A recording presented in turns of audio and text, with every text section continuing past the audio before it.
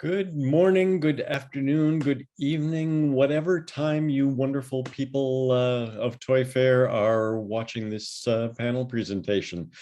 All of us really wish that we could be with you at the Javits Center. I just love walking the aisles there, and we'll talk about that with the panel a little bit later.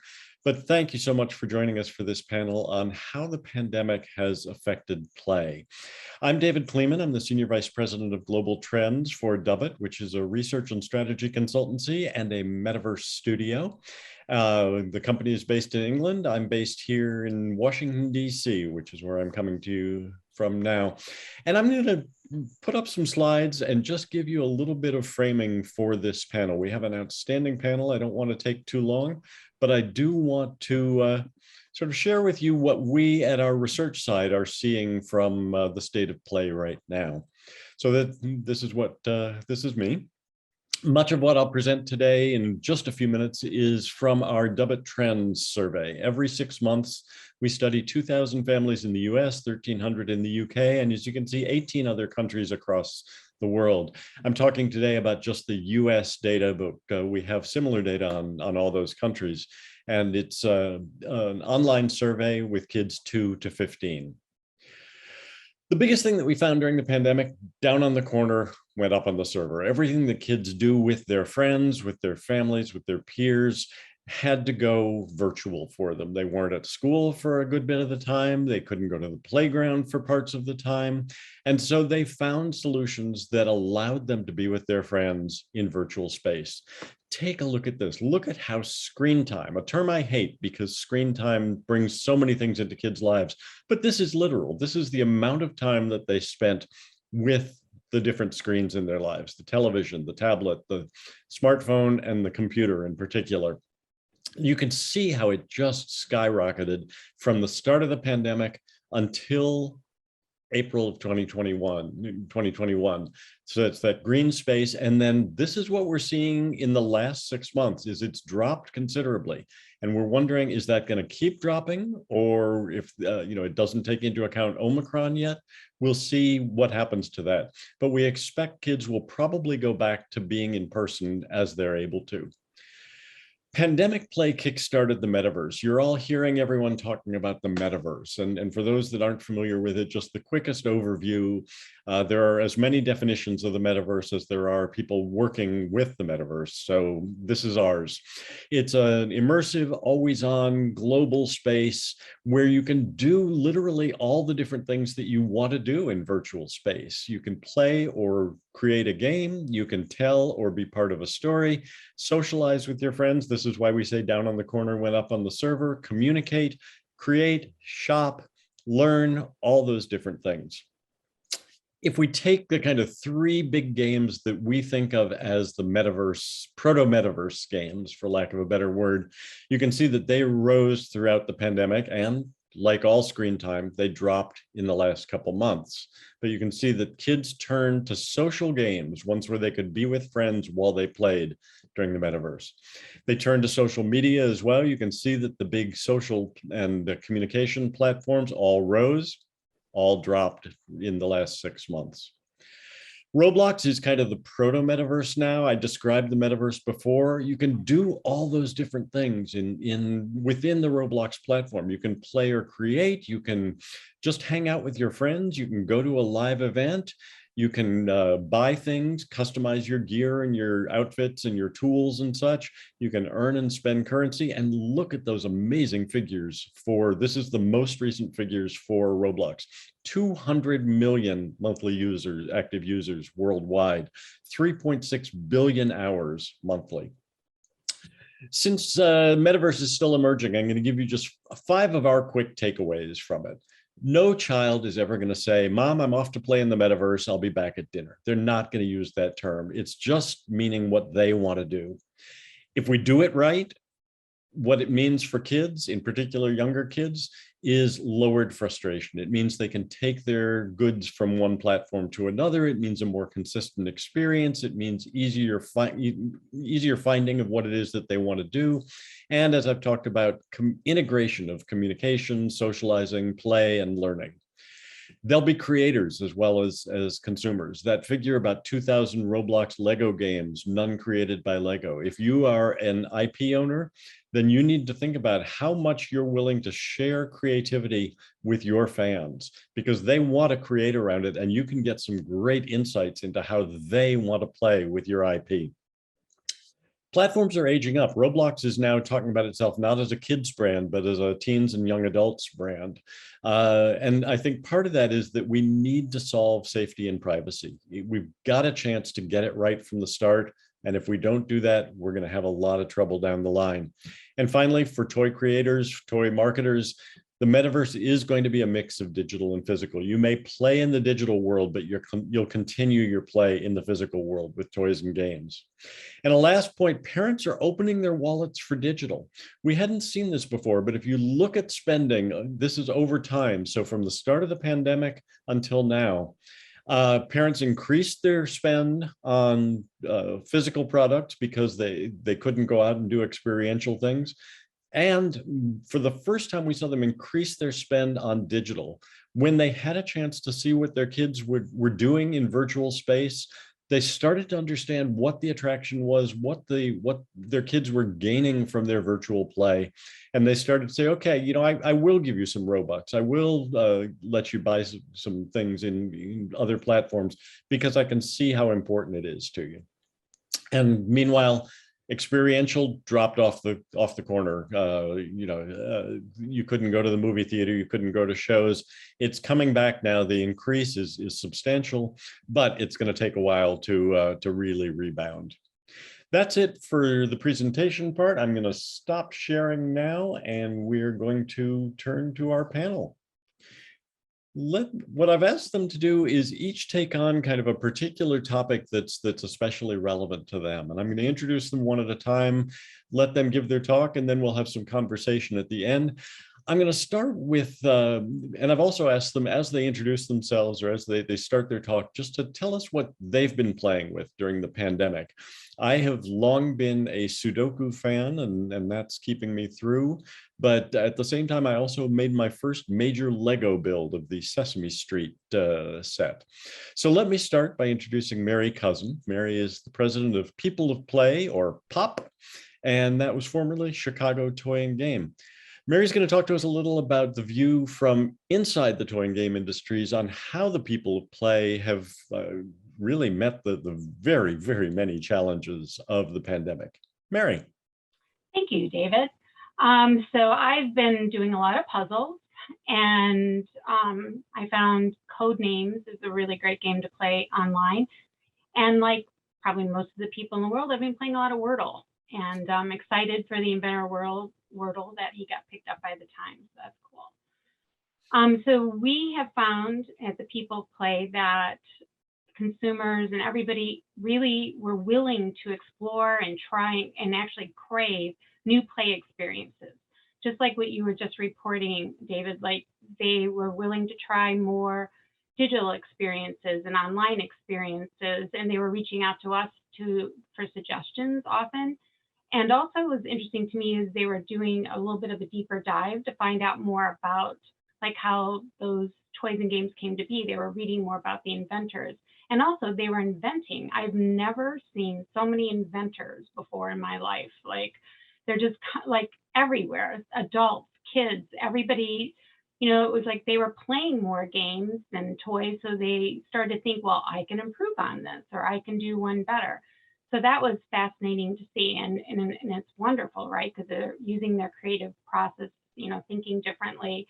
And that it really affected our Young Inventor Challenge. The kids came up with a lot of ideas, and unlike before times, they didn't have their bigger focus groups. So they were using their family or their dogs or animals. We had a new pet category, so they brought that into it. So I wouldn't say they were desperate, but I mean, but it was fun to see the pets as part of the focus group. And it was fun to see like the parents kind of getting involved and videotaping their kids, and it became more of a family project than it ever had before. So it was nice to see families coming together more in that way. And some of those consumers, we host monthly pub events. We have different themes, different hosts. So even some of those consumers were visiting some of our pub events. So they were clearly more interested in play that way too, which was exciting. The pandemic did allow us to finally achieve something we've talked about for well over a decade, and that was start People's Play and the whole platform peopleplay.com. Because in the normal years, we'd be all traveling and attending everybody's events, and we couldn't do that. So we were very fortunate to be able to start a platform, which has become quite a hub for the industry and telling the stories of each person and the journey of the product and the companies. And in about 2 weeks, we're going to launch a new feature for People Play, which will really bring everybody, all the play stakeholders together, including consumers. And can't give you more details right now, but I cannot wait to share that. But that will further bring people together. I won't say bring on more viruses to bring people here, because I don't want that. I miss seeing everybody in person. But we're very excited about this. That I think we have done a really great job with our virtual events and bringing people together and providing great and different content. Ooh, so we get a mystery. We've got something coming up soon that you can't tell us about yet. One quick question. When we look at a platform like Roblox, a lot of people create games. Some people create games just for the satisfaction of creating. Some people create because and then just share it with their best friend or their family. Some people create and want to make money from it. When you talk about the increase in the number of inventors, do you get a sense, is that just people happy to have made something, or do they think, okay, I'm going to take this somewhere, I'm going to try to develop this and see if I can find a distributor? They definitely want to get licensed and get financial success from it. I mean, the fact that they're reaching out to us, excuse me, kind of shows you that, right? And I think maybe some people were laid off or they just needed the income and they thought this might be a way to achieve that. That's going to be really exciting to watch in the next year. It'll be fascinating to see what we'll see at Toy Fair 2023. Absolutely. Let me introduce now Susanna Pollack, who is the president of Games for Change, and she is going to talk a little bit about how Games for Change, both the concept and the organization, have stepped up to keep gamers out there engaged and informed during the pandemic. Thank you so much, David. So I'm Susanna Pollack, and I'm president of Games for Change. We are a not-for-profit 501c3 that has been built on this premise that video games have a power beyond entertainment. As a ubiquitous form of media that's in just about every household around the world, this tool, this form of entertainment, of media, can be applied to social good. And so we have programs for all ages, for young people, for professionals, for people in the social impact space. And we help others find ways to use and find the positive nature that games can have. In the context of this conversation about youth and what we've seen happen through the pandemic, we observed a lot, and we tried to engage with helping navigate young people and their parents and educators navigate this difficult time.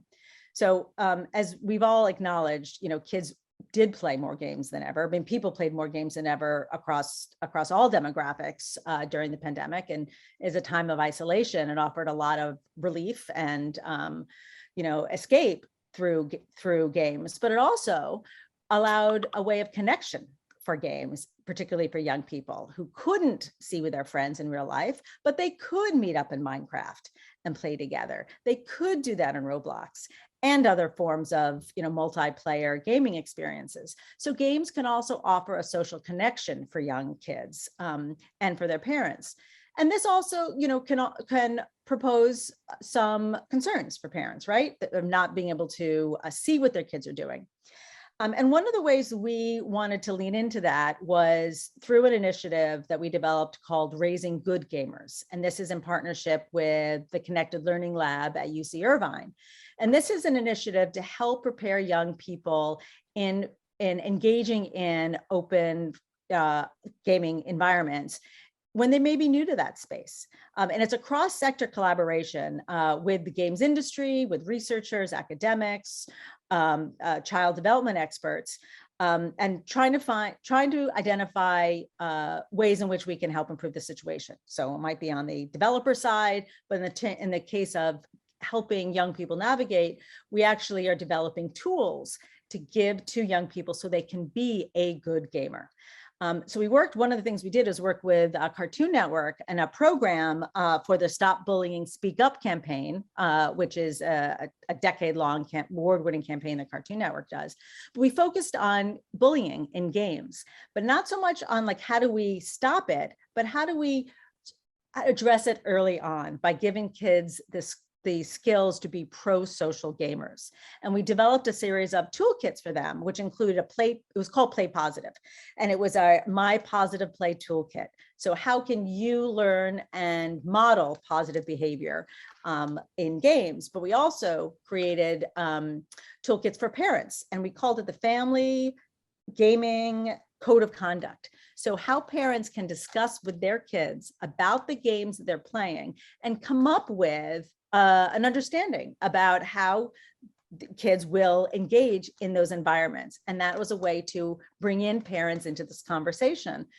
That's the really important part. Yes, co-play is fantastic, but a lot of parents don't have time to do that. But what you really want to do is to talk to your kids, find ways to engage in conversation, be interested, and through that interest, be able to frame and be involved in their experiences. The other things that we saw too, which is really interesting, is that kids who identified as gamers at the very beginning of the pandemic and this periods of isolations were better adjusted to this new virtual learning and socializing environment because they already had the skills. So there's a way to acknowledge that there are real social emotional skills that are developed through playing games and engaging with people online. And it took a while for people to catch up. And, a lot of kids did suffer through, are suffering through the pandemic, but they're also learning to navigate and be resilient in this digital space. So there's something that we'd like to acknowledge about gaming, just in the most, entertaining, interactive way, does develop these skills with kids. And the last thing I'm going to say is that we also saw educators looking at games as a way to engage young people in the classroom as they were going through Zoom fatigue, and kids, particularly the younger ones, it's so hard for them to focus. But if there's a game-like way to engage with the kids over Zoom, or there are digital games that engage kids and putting that into lesson plans, you've got them because you're meeting kids where they are. And so we've seen an increased interest in using games in the classroom through this whole period from the pandemic. And I really hope that that continues throughout as we get back to normalcy. Next up, let me introduce Dr. Amanda Gummer, who is a research psychologist and founder of Fundamentally Children and Dr. Gummer's Good Play Guide. She's going to be talking about exactly that, good play to the rescue, families playing together during lockdowns, during the pandemic, making it a happier place for the family.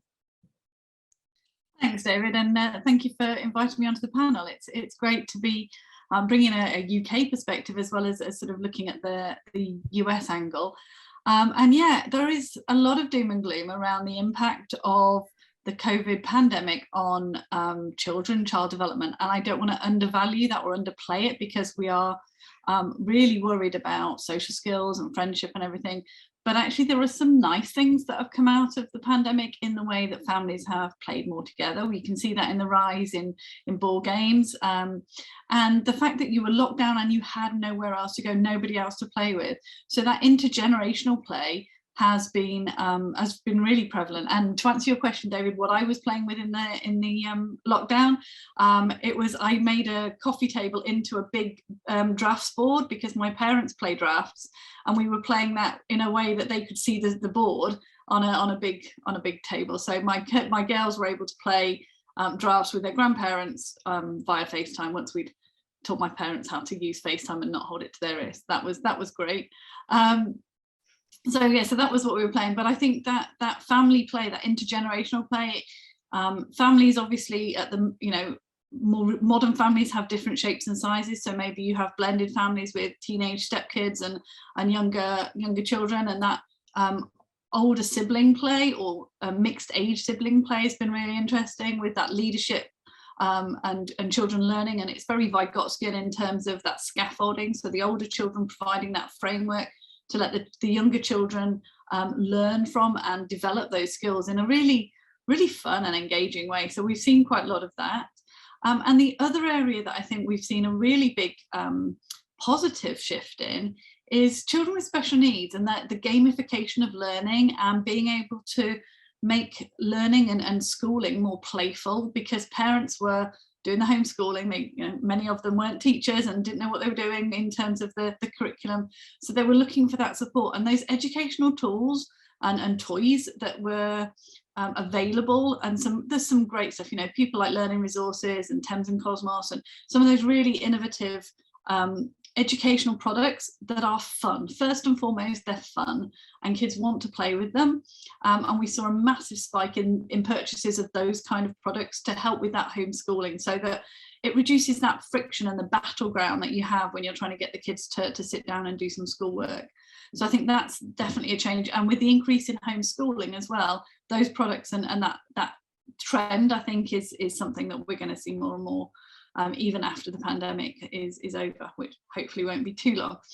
And then I think the other thing that we've touched on here is the acceptance of the role of digital in play. And like you say, kids don't ever say I'm playing online or I'm playing physically. They're just playing. As far as kids are concerned, it's just play. And those connected toys, the online spaces, the interactive games where it's a sense of community, they're developing social skills, they're developing communication, they're developing their imagination.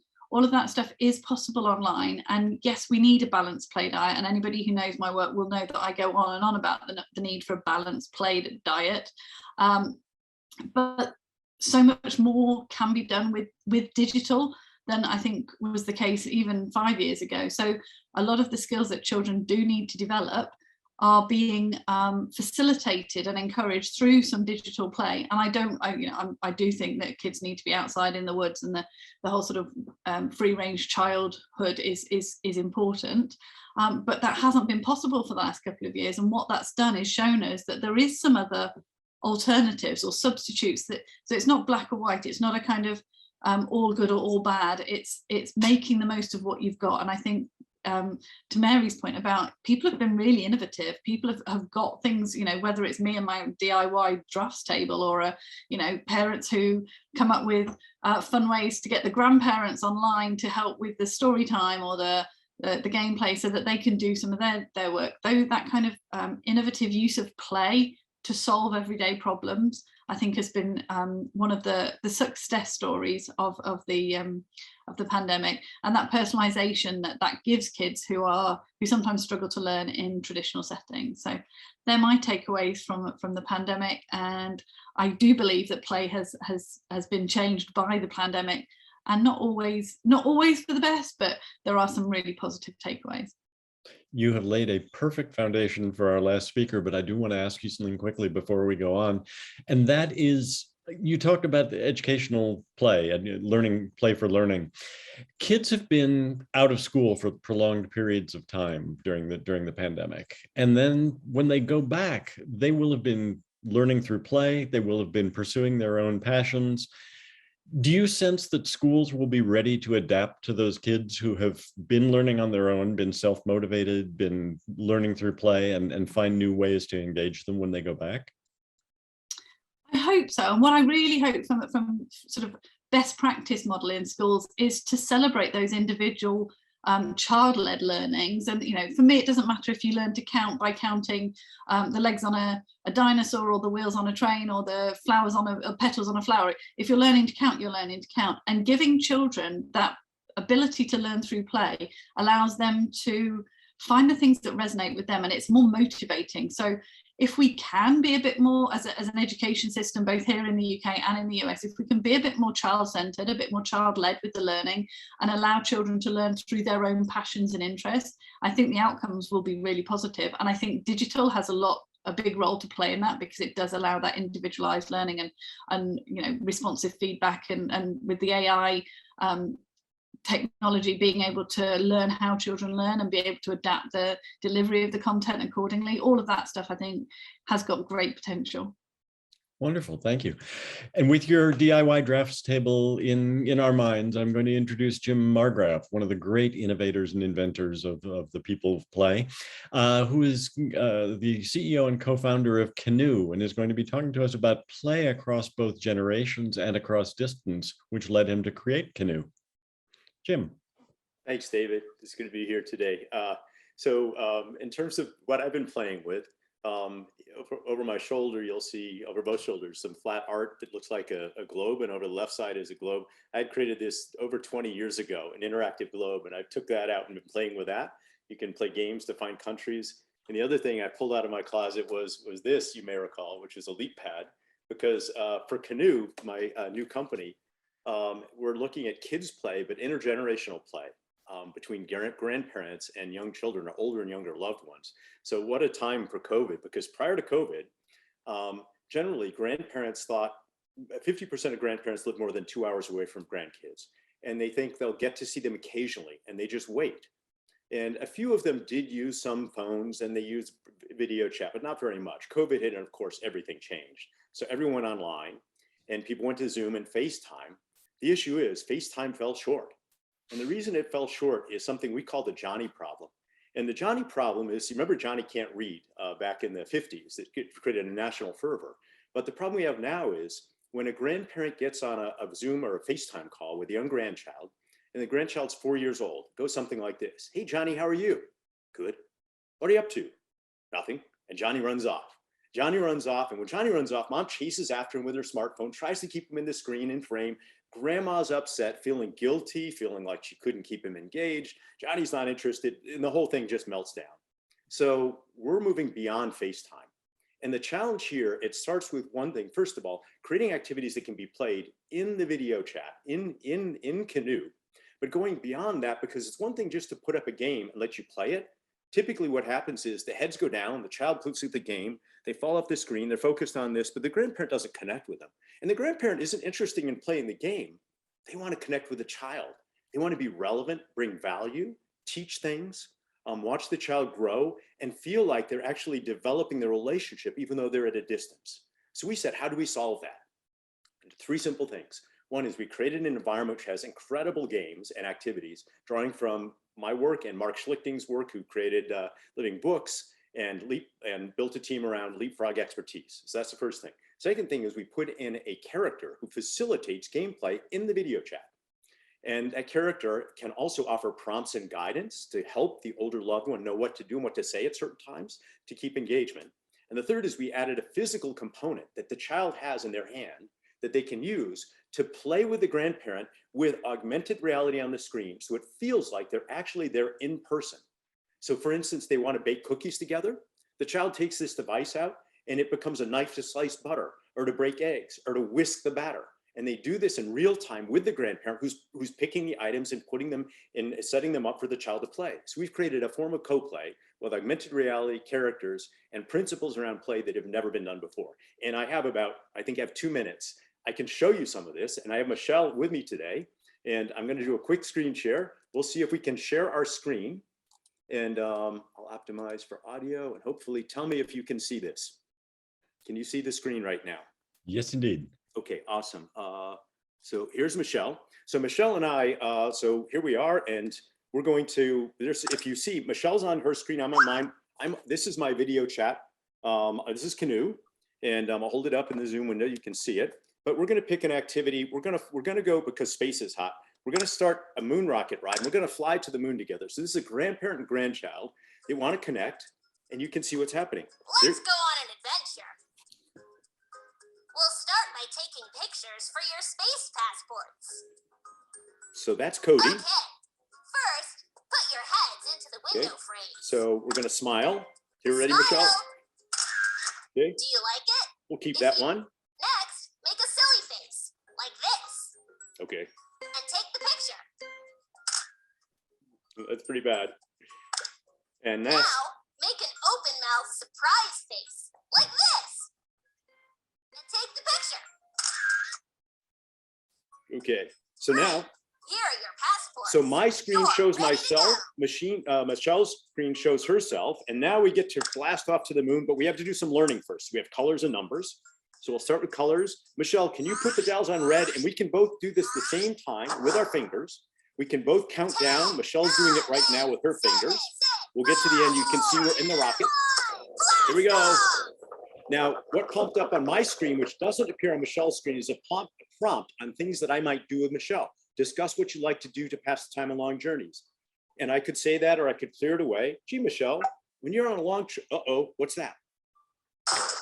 Oh my. Notice our surprised face in the window when that happened. We'll continue on. We'll do a flyby of the moon. You'll see great graphics, really high quality. We'll land on the moon and we'll show you just a little bit of a moon dance, but then I want to get onto those cookies. So here we go, Michelle, on long trips, like going to the moon, what would you do? Oh, I don't know if I can hear you. Sorry, I was muted. Here you are. Ah, okay. Okay, now we're on the moon. We get to do a dance, and I push and we can both do this in parallel. So I can do left flips or left stretches and right stretches, and I'm pushing on my tablet with my finger, and I can do jumps, and we play together. Kids adore this. They play it over and over, and each time you fly, you go to the moon, new flyby things happen, so there's discoveries. So with this, we're gonna move on to the next one. So here we'll go. We'll leave this activity. And let's bring up okay, Michelle. Michelle is right now holding what we call our KC wand, which is a device that the child has in their hand that becomes augmented reality. So we'll go to a cookie maker activity, and you'll see Cody introduce this. Michelle's gonna hold that. She'll push a button, it'll calibrate, and I'm gonna cut my time off at about, tell me, David, at 45 seconds. There's Cody. Let's make cookies. Cookies need sugar and butter and chocolate and more. Okay, so I get to, as the older loved one, I get to put things on. Michelle, could you crack this egg? Can you crack that guy? Uh-oh, it's not cracking, Michelle. Well, I'm gonna move on from this. In fact, let me just move something else here. It looks like your Casey's not connected right now. Well, the problems of Zoom in real time with demos. So I'm going to give our time back and we'll exit. So what happens is Michelle's KC, hold on, we'll stop sharing as well. Oops. There we go. Michelle's wand allows her to crack eggs and to pour butter and to slice. But rather than debug something in real time, particularly with technology spread across the country, we'll keep rolling forward. So David, does that give you an idea of what we're up to? You know something about this, we should say. Well, all I can say is it's a marvelous day for a moon dance. So that was wonderful. Yes, I have had a chance to play with Kinoo with my granddaughter. So I know the wonders of it. A quick question. In marketing Kinoo, are you looking more to talk to the grandparents or to talk to the parents who sort of look both ways and say, this is going to engage grandpa and grandma and it's going to keep my kid happy? How do you place it? Yeah, it's fascinating. What's happening is you've got this need that a grandparent has to play a role in the lives of the grandchild, and you've got the feeling from the parent that wants the grandparent to be able to do so. You also have the pressure of schedules and time for coordinating activities between a parent and a grandparent. So this triad is very interesting. What we find are right now about half of our buyers, we just launched we did a very small kind of pre-launch and just before Christmas. And right now our usage is just exploding. Grandparents play this far more, many more minutes and hours at a time with your grandkids. So it's incredible. And the grandparents then see, again, the role they play. So about half are sales to grandparents and the other half are to parents right now, mostly moms, mostly grandmoms. But the fascinating thing is, again, looking at the role they play and how this is evolved. We have kids as young as 19 months being held up by their parents that get cause and effect. And we have kids looking over the shoulder of 7-year-olds that are 8 and 9 and 10-year-olds that want to play and crack eggs and go fishing and create sculptures and do things with this wand that we have. So we're still sorting out if there is a primary buyer, whether it's the grandmom or the parent. But we know it's a family event, and the relationship evolves because of this connectedness that we're providing. So we really go beyond FaceTime in a very big way.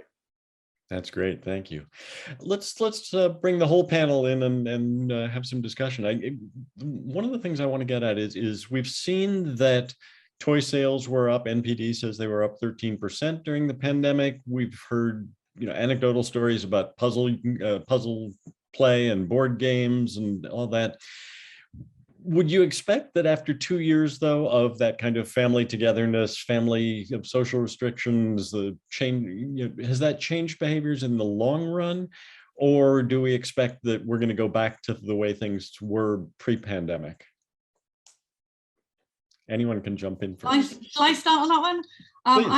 I think we will go back. I think the trend will come back, and I really hope we get kids back outside playing in the, in the fresh air and with each other and with minimal parental supervision, because that's when, a lot of kids develop really important skills around, compromise and leadership and communication and stuff. So I hope it's gonna get back.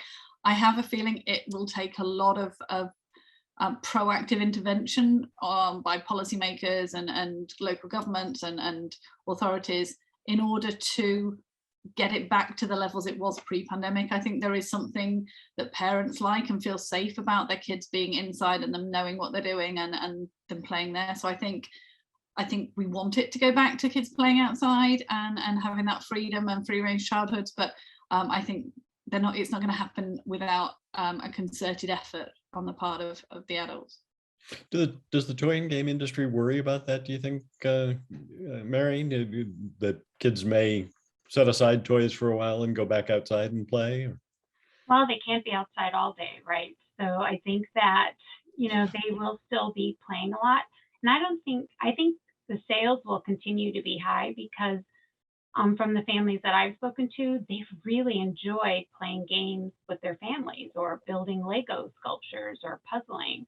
That it was something they rediscovered, right? That they'd gotten away from, right? So I think we're going to meet in the middle somewhere. I think the sales will still be high, maybe not as high as during the pandemic, but I think it's really, they've found it's a joy to play together.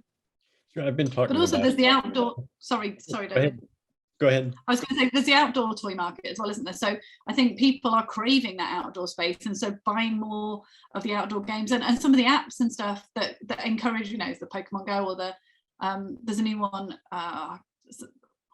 Pick and Bloom or something along those lines, where it's encouraging that playful outdoor stuff. So it's the toys and the games that are encouraging the socialization, the outdoor activities. I think they are going to see a resurgence over the next few months as kids get more outside. But I agree with Mary. I think parents have rediscovered the joy of playing family games. Well, in fact, we've been talking about it as for years we've seen in our surveys, parents saying the number one thing they want is more time with their kids, and kids saying the number one thing they want is more time with their parents. And it just never seemed to happen until the pandemic. And it's the one thing that they tell us consistently they do want to keep up, is that special time together, whether it's play, whether it's having a special movie night, anything like that. And so when we talk to primarily media makers and say, look, we're seeing this decrease in screen time, we're seeing this decrease in game time, don't worry about it. Let them go. Let them recover the things that they've been without. They'll be back. They may be back in different ways, but they will indeed be back. And which leads very, very much to the question of young people's mental health. That what should we be saying to toy and game companies, to physical and digital creators, about how to support kids in their mental health as they come out? I think, Jim, your Kinoo is really aimed at supporting healthy family relationships. Are there other things that we should be thinking about? Well, let's begin with the family. That's an incredible grounding element, as you know, when we deal with an older loved one, bringing in the type of support and insights they can, and seeing the bonding and the reinforcement that happens there. I think the type of activities that are played as well, physical and virtual, is important. One or the other exclusively isn't good, and ways to combine them, which drove our thinking around this physical tool that gets kids moving, I think is very important as well. So yeah, I'll offer that. What about the others? Thoughts on sustaining kids, supporting kids' mental health? Yeah, I've just come back from the London Toy Fair, and the number of products that I saw that were designed to support mental well-being, help, reduce anxiety, provide support for children with additional needs and anxiety disorders, I think shows that there is a real demand for that. And I think when it's done well, it's really powerful. And things about mindfulness, and it's digital and the physical toys. But I think there is a glut, or not a glut, but a demand, an increase in demand for that sort of stuff. And I think parents are worried, especially for the younger children. So it's great to see. It's great to see it when it's done well. It works really well. Yep, you just triggered another thought, which is that social emotional learning skills has been stripped away from kids, and kids are returning to school, and we're seeing huge issues in fighting and lack of attention, which are a big problem. So collaboration, creativity are just key, and those can be taught both at home and reinforced at home as well, and virtually. So I think reviewing 21st century learning skills and social emotional learning will be a part of, I think, what emerges in toys in the next few years. You've got a generation that's lost that development of many foundational skills, even simple things like turn taking, which develops at 3 and 4 years of age. Kids that haven't been able to play with other kids can only get that through play with parents or siblings, which is limited. So there's an example as well, something we focus on. I think it's I fascinating. think particularly the preschool market. Sorry, David, I keep doing that. I think there must be a slight time lag. But yeah, the preschool, particularly in preschoolers, right? And with older kids, I find it fascinating that Roblox has a vice president of civility. They have someone whose job it is to work both sides of it, basically to ensure that play on the platform is conducted in a civil way, but also working with the developers of games to make sure that they are designing in opportunities to be good to each other, to be nice to each other, to be kind, as opposed to setting up opportunities for conflict. We're starting to get short on time, but I have two things I want to ask. The first is I would love your quick reactions to the term metaverse. Is this something that we should be talking about, or is this so far out, or is this not relevant to kids? Any quick thoughts on metaverse? 3 words: trough of disillusionment. I think the classic new ideas, I think it's been around for a while, and the hype that's rising right now will be offset within the next 12 to 18 months by the classic trough of disillusionment, when lots of companies have thrown their hat in the ring and people are trying to figure this out. And eventually, like other great technologies, VR is beginning to climb out of that curve, and others will as well. The promise is absolutely species changing. It will evolve us, the way we think as a species, the way we interact, but it's going to take some time. So I would go with something similar. And I think you mentioned it when you were doing your presentation, David, is that I think there is a massive potential. I think there is also a massive potential for good, but I think there is a massive potential for harm. And I'm nervous about children in the metaverse and the safety and privacy issues I don't think have been solved yet. So I'm still nervous about where it's going and how we can protect the vulnerable. I would agree with Amanda. Sorry? Do the people of Play talk about the metaverse? Not too much yet, actually. And I think I agree with Amanda. I'm a little bit nervous about that. So we're kind of taking more of a wait and see approach. I feel like the term NFT has gotten so broadly defined right now. It will be the opportunity to own something and to document your ownership will be kind of a foundational to that idea of being able to take the skins you buy in Roblox over to Fortnite and Minecraft and so forth, to migrate among things. But the bubble that's risen surrounding it, so I've taken to referring to NFT as standing for not for tots. And then the last thing I want to ask before we close up is, if you were walking the floor at the Javits Center right now, if you were walking the floor at Toy Fair, what would you be looking for? Have you been anticipating something new, something innovative? Have you been, are there things that you always check in on to see the evolution? Well, I always oh, sorry. Go ahead, Amanda. No, go ahead. I was just going to say, I always look for the new booths just to see, go to the new areas to see what they have there. because it's always a surprise. You never know what to expect or what to look for, because, you know, it's like when you ask a company, if you're an inventor and you ask a company, what are you looking for? They'll say, well, we don't know for sure, but when we see it, we'll know it. So it's sort of like that, right? Like you're looking for what you don't expect. So that's the smaller company area where the sort of emerging toys and games come in. Good. Right. Amanda. Oh. Yeah, no, I agree. I always love the sort of the startup space.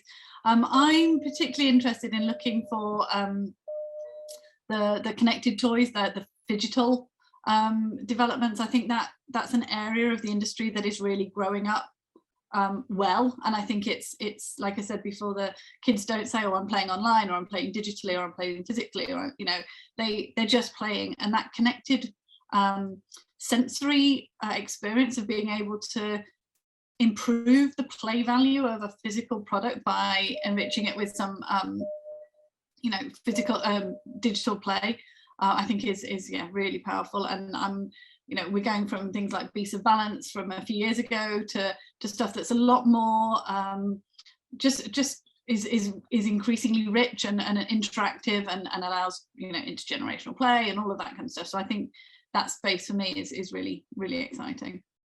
Yes, yeah, I would agree with you as well. I'd be looking for the intersection of physical and virtual, and specifically augmented reality.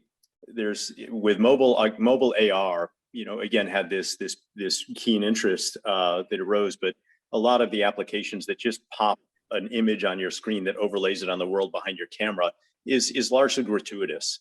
It's there, but you don't need it. You could be playing the same game just on a flat screen. You know, things like what we did with a wand and a physical device that allow physical play combined with virtual and bring AR into a screen in another way beyond just your hands to give you more capabilities, I think is really interesting. And so I'm looking to see what happens when you can augment one's body with something that allows you to participate differently, again, virtually in a space using video as well. That's wonderful. Thank you so much. I'm afraid we've hit our time, but thanks to Jim, Amanda, Mary, and Susanna for their contributions to this. Really very much hope that we'll be live and in person next year at the Javits, and hope to see lots of wonderful innovation and creativity in the meantime. Thanks. Thanks, David. Thanks, David.